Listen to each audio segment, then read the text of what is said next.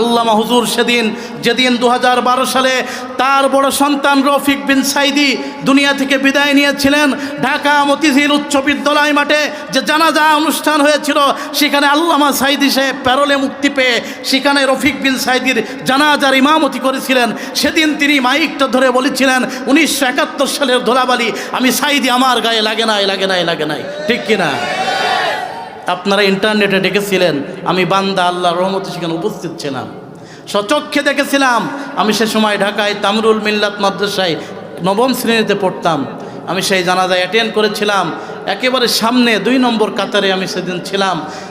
একজন ব্যক্তি ছিল না সেই উচ্চ বিদ্যালয় মাঠে কারোর চোখ দিয়ে দরদার করে পানি ঝরে নাই।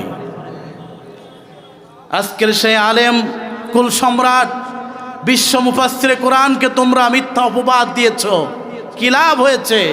আল্লাহ তাকে সম্মানিত করেছেন, ঠিক কিনা? আজকে আল্লামা হুজুর দুনিয়ায় বেঁচে নাই, কিন্তু আল্লামা হুজুরের স্মৃতি প্রত্যেকটা মাহফিলে আলোচনা হয় কি হয় না? তিনি কিয়ামত পর্যন্ত মুমিনের হৃদয়ে বেঁচে থাকবেন, ঠিক কিনা?